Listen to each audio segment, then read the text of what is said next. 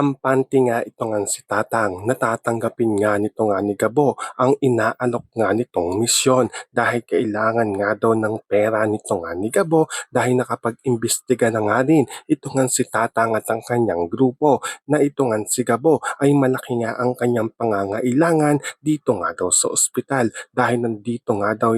kanyang ama kaya nakakasigurado at kampante nga ito ngang si Tatang natatanggapin nga nito nga ni Gabo ang kanyang inaalok na misyon at magandang balita nga dito ang makakarating dito nga kay Tatang dahil ito nga si Gabo ay tinanggap na nga dito ito nga kanyang inaalok na misyon at ang kapalit nga nito ay malaking halaga kaya agad nga ditong tinipon nito nga ni Gabo ang kanyang grupo upang sabihan dito nga sa kanilang misyon at excited naman dito ang kanyang bagong grupo dahil ito na nga daw ang kanilang napapanood nga daw sa TV.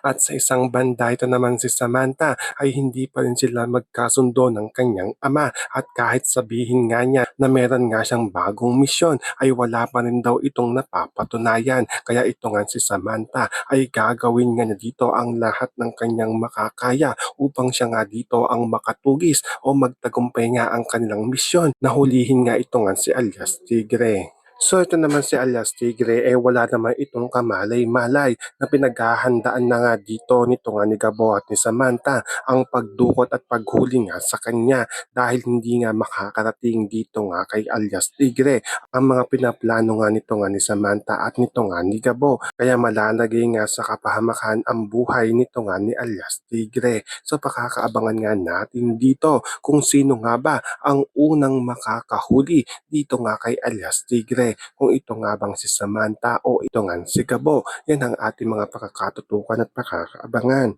dito nga lang sa Sigabo.